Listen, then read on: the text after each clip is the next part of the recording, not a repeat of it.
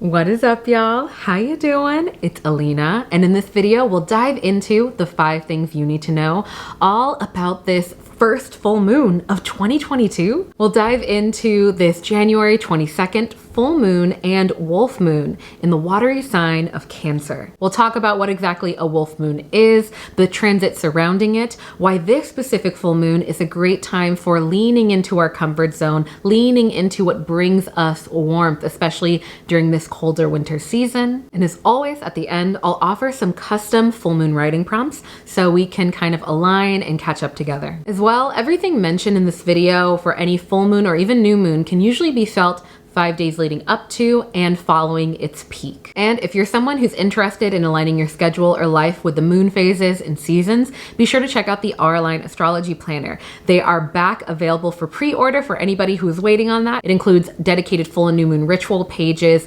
notifications for astrological events for every point of 2022. So be sure to check it out. And with that said, let's dive in. What is a wolf moon? Traditionally, most of the full moon names that you'll hear during any given point of the year usually stem from Native American communities who named them that, or from colonial Euro-American farmers. These were the communities who were most connected to the earth, seasons, and what that looked like relative to us as we planted and harvested our food. The first full moon in January is named the wolf moon because this is the moon that usually happens in the dead of winter when the air is incredibly cold and you can clearly hear the very hungry howling of wolves around. From a more spiritual perspective, the wolf moon comes in the dead of winter and marks a time that is optimal for introspection and reflection, a time for really utilizing full moon rituals to shed what no longer serves us. That way we can hold more space for what comforts us. And seeing as this full moon falls in the sign of Cancer, the sign that really focuses on the comforts of life, on nesting, on really allowing our emotions to flow in a safe space, now is a great time for picking up many of these practices. Why is this full moon so important? As many of you already know, the full moon marks a point of culmination. It's this midway point in the lunar cycle where the moon is at its peak energetic point. And just as we see the full moon can raise the tides and waters, so too can it raise our emotions and intuitive abilities. The full moon is seen as a cosmic spotlight, illuminating what has and hasn't been working for us. This is one of the reasons why many people do full moon rituals, where they take this time to utilize their heightened emotional state, their heightened intuitive abilities to better understand and reflect on what is and isn't working for them, to better shed it and hold space for what is working as we move into the new year and the tail end of the winter cycle. I'll go ahead and leave a link for a video that I've made on how I do my full moon rituals. And like I mentioned before, there's dedicated ritual pages in the Auralign Planner. So if you already have it, flip to that page. And with the full moon falling in the water sign of Cancer, this crab sign that is actually ruled by the moon, these already present aspects and influences of heightening our emotions and intuitive abilities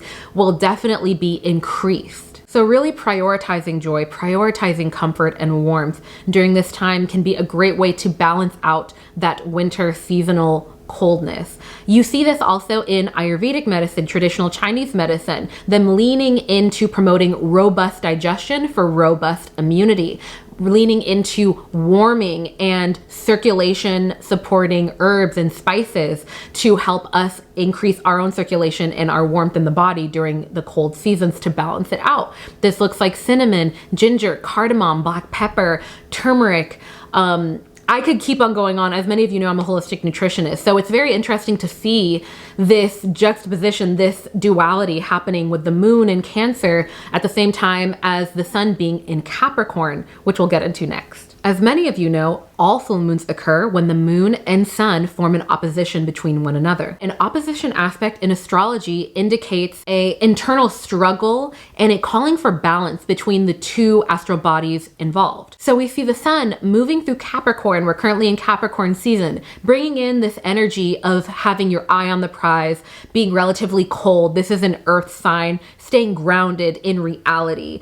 And then we have it in opposition with the moon in Cancer in this this watery sign that's really about holding space for your emotions, finding comfort, leaning into community, and not necessarily being isolated like we see with the Capricorn energy. And during this full moon, like mentioned before, all full moons call us to find balance between two dualities. And so for this one, the themes around it are really, how do you stay focused on what you need to get done? Maybe create New Year's resolutions or focusing on helpful routines that will get you closer to your intentions, while also holding space for your emotions, fostering comfort, fostering relaxation. Oftentimes, I feel like this really brings up a lot of themes of, especially in Western society, you know, we have this idea of like the CEO, the person who's high performing, and they're very masculine, you know, they have this focus on like, eye on the prize, I'm gonna get it done.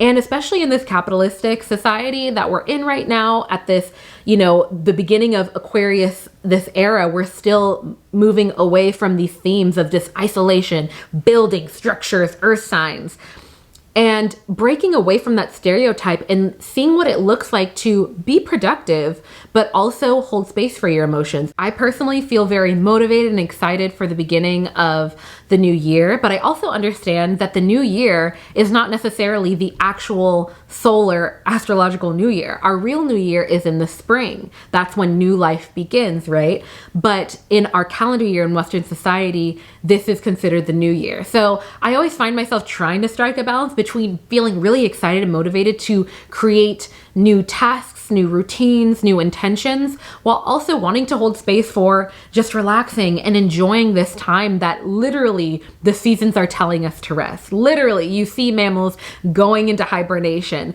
in alignment with nature, and yet our culture is telling us to go, go, go.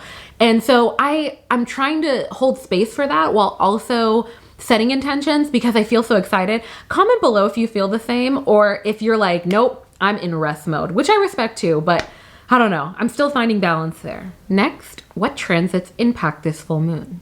First, before the full moon, we have Mercury going retrograde on the 14th and staying in retrograde until February 3rd. Now, as many of you know, retrogrades in general can spark a lot of inner dialogue and introspection relative to what areas the planets impact in our charts and in our lives. So Mercury in general impacts the way we communicate, think, and travel. And though many people, you'll see every article under the sun and videos say Mercury retrograde's happening and really trying to lean into kind of like the doom and gloom to get you to click on it, the reality is that yes, there can be many hiccups that arise during Mercury retrogrades, but the underlying theme there, the underlying moral of the story is that we're being called to bring more intentionality into those areas of our lives, to bring more self-reflection, inner dialogue into those areas. So when it comes to communication, yes, there can be hiccups. When it comes to relationships, yes, you know, many people say don't sign those documents during Mercury retrogrades. Believe it or not, depending on your placements, depending on the intentionality that you bring into the situation, that's not always the case. It's really these things arise with miscommunication, with, you know, signing documents and maybe there was something in it that you didn't read over correctly and now you're screwed or whatever. That comes from not bringing intentionality into that space. When it comes to travel, there being hiccups, electronic issues. A great way to find balance during this time and leading up to it is backing up our electronics, double reading, you know, our contracts, even when it comes to buying, you know, airplane tickets and things like that. And just really slowing down a little bit more. That's really what the overarching theme with most retrogrades are. But generally speaking, especially with Mercury retrograde, bringing intentionality into it can ease any type of stress or anxiety you might be feeling. And I just really felt called to bring that up because I feel like a lot of people are like, watch out, this, that, and the third, but they don't talk about why there's hiccups. Next, we'll see the full moon forming an opposition aspect with Pluto in Capricorn. Now, as many of you know, Pluto is really the planet of the subconscious, of intensity and inner transformation. And with it being in Capricorn, we're going to definitely be seeing similar themes, along with the moon also being in opposition with the sun in Capricorn, between this theme of heightened emotions, holding space for our feelings, creating safe spaces for energy to flow through, for us to process it, interpret it, with this Capricorn energy, this, Pluto intensity of, the subconscious of wanting truth to come out, but it being cold. Any type of hiccups or under the surface issues that have to do with sometimes unconscious conditioning will likely come to the surface. In our society, we associate heightened emotions with problems, right? We have this negative connotation that's been built around that phrase because it's been associated with women having heightened emotions. But in reality, people of any gender, regardless of gender, we all as mammals, as organisms, have emotions and can have them be heightened. And it's really about emotional intelligence, being able to process and understand what is coming through and how to cope with, manage it, and process it, how to articulate it. But I think that with the clarity of the full moon, this being an illuminating time, it's coming to the surface for a reason. And if we're able to hold space for it, to find healthy ways to communicate it, maybe that's writing, maybe that's through email, maybe that's through, a safe distance or space. It depends on your unique situation. Leaning into this Cancer energy of optimizing and relying on comfort will definitely hold space.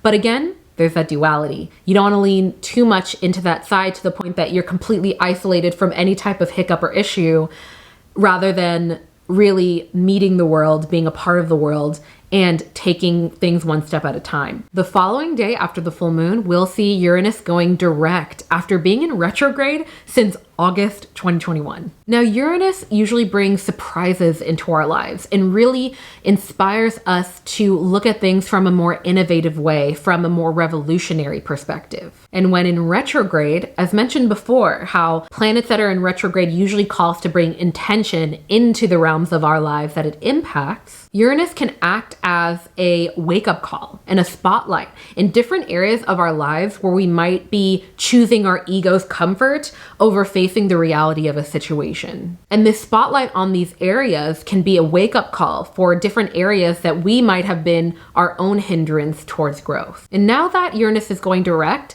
now can be a great time for reflecting on any type of situations relative to those areas of our lives that might have arrived since August of 2021? What moments since the end of summer might have been wake-up calls for you that kind of made you realize, ooh, I've been leaning too much into my comfort zone. My ego likes making me feel like I know it all, but really I've been glossing over these things because they've been uncomfortable. If anything like that has arisen since August of 2021, seeing the closing of the retrograde with a lot of this ease coming in now that it will be going direct, now can be a great time to reflect on those things and see how you can move forward with less of that retrograde pressure in those areas to find balance. Next, what should we expect to feel? As mentioned before, I can't reiterate it enough, full moons already can tend to bring in heightened emotions, intuitive abilities, bring more energy when it comes to fertility, our relationships, our energy, our calling to be out and about. Where we see heightened energy astrologically, so too can we feel it within. So this time can definitely be a period where we might feel more inspired also to reflect on what is and isn't working. We're midway through the month as well. So if you started any New Year's intentions, resolutions, routines, we're only 2 weeks in. Don't give yourself too much pressure in those areas. Maybe give yourself a chance to reflect on what has and hasn't been working over the last 2 weeks. What is and isn't practical when it comes to those intentions.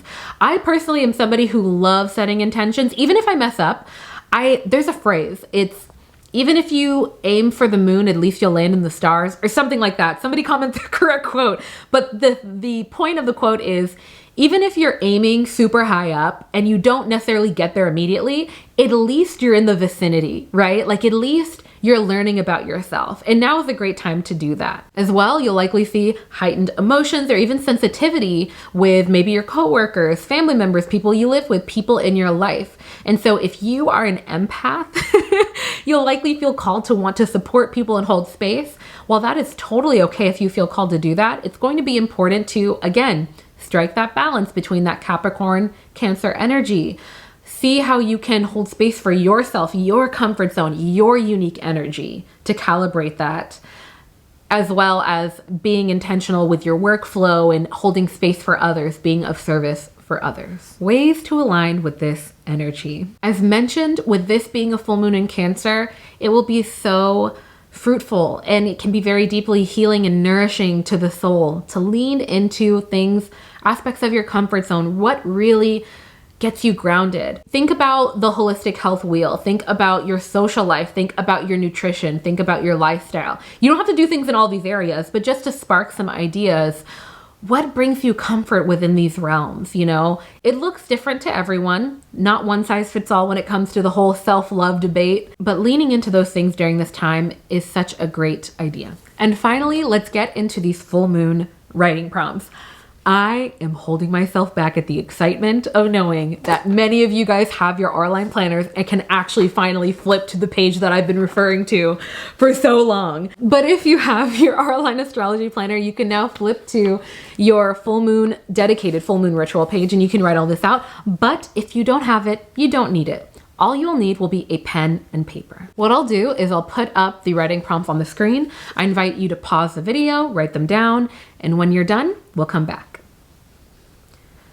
When looking back over the last 2 weeks of this lunar cycle and year, what are you most proud of? Is there anything that you're ready to release? Looking at the holistic health wheel, what practices within 1 or 2 of these realms brings you deep comfort and relaxation the most? Our emotions can be information for what's going on under the surface. How do you hold space for your emotions to flow through? What are the best ways that loved ones can support you when you are feeling low? How do you normally support loved ones when they are feeling low? All right, y'all, I hope that those writing prompts could spark some introspection and alignment with this full moon. And I'm gonna go ahead and answer some of them for myself to spark some conversation. And before I do, I just wanna take a moment to apologize for not putting up a new moon video and a new moon meditation at the start of this year for the first new moon of 2022. I was very overworked, very tired, and also leaning into what the season calls us to do, which is rest, you know, and I was really taking time to myself. So I guess I won't apologize for that, but I will apologize for not giving y'all a heads up because I do want to keep y'all on the same page. And so I just want to let y'all know that. So a practice that really brings me comfort, especially in the winter season, is eating warming and grounding foods. Now, for a long time, I was vegan and then vegetarian. And so even though I'm not fully either of those anymore, I still enjoy so many plant-based meals. And even if you are not vegan or vegetarian or whatever plant-based, it's still very important to utilize the balancing nature of seasonal foods during any given season. I love making different types of soups, chilies, hearty foods that have warming spices in them, like, you know, like the peppers, the chilies, the cinnamon, the cardamom, the ginger, all of these things, because not only do they make me feel good, you know, the pumpkin spices, the chives, there's no coincidence that we lean towards those in the colder seasons.